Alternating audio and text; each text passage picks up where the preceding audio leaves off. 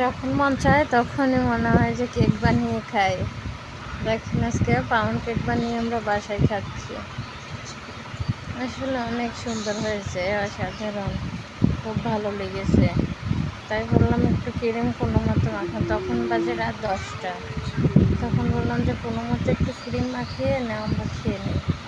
এই যে ক্রিম দিয়ে খেলাম, কিন্তু অনেক ভালো লাগছে।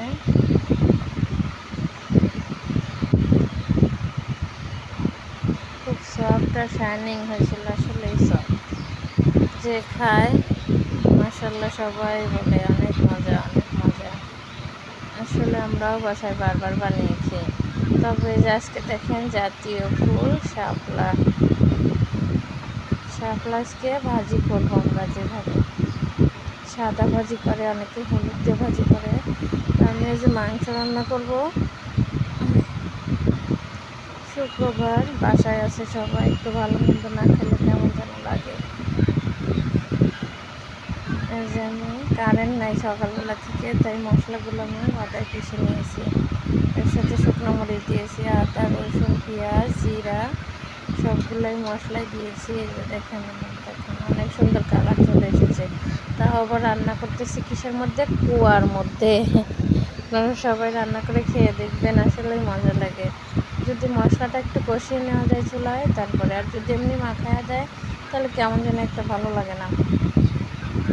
এই যে শাপলাগুলো সিদ্ধ করে নিয়েছি।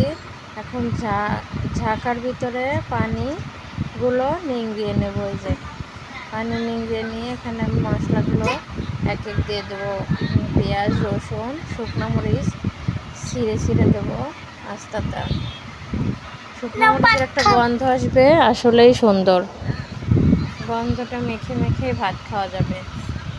তাই যে আমি মশলাগুলো দিয়ে দিচ্ছি। এই যে দেখেন মাংস কষানো শেষ। একসাথে সব রান্না করতেছি। এই যে যারা মনে করবেন যে যারা মাংসতে বেশি আলু দেয়, মনে করবেন তারা মধ্যবিত্ত। আর যারা বড় লোক তারা কিন্তু আলু দেয় না, এমনি শুকনো শুকনো খায়।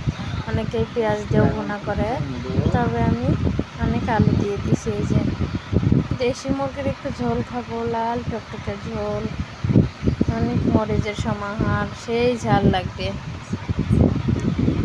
আসলে 15ই আগস্ট খিচুড়ি খাওয়ার জন্য সবাই অপেক্ষা ছিল, লেটকা খিচুড়ি।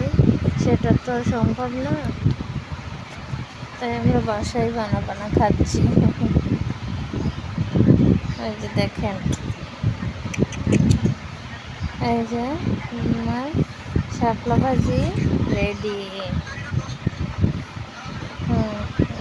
প্লিজ আমার চ্যানেলটা সাবস্ক্রাইব করে দেবেন, যারা দেন নাই তারা প্লিজ দিয়ে দেবেন, যারা দিয়েছেন তাদের অসংখ্য অসংখ্য ধন্যবাদ। এই যে দেখেন পাতলা ঝোল রেখেছি আমি, খুব মজা হয়েছিল, লাল ঝোল। আমি বাচ্চা নিয়ে অত ঝাল খাওয়া যায় না, তবে আমি আজকে ভাত রান্না করছি অনেক দিন পর হাঁড়িতে, তাও আবার মার গেলে ভাত সবাই খায় না, তবে আমাদের উত্তরবঙ্গের মানুষ বসা ভাতই রান্না করে। আর এখানে এসে তো রাইস কুকারেই ভাত খেলাম, আবার প্রেশার কুকারেও রান্না করি। তাই যে দেখালাম, ক্লিপ নিয়েছিলাম, কিন্তু এই যে যখন খাচ্ছিলাম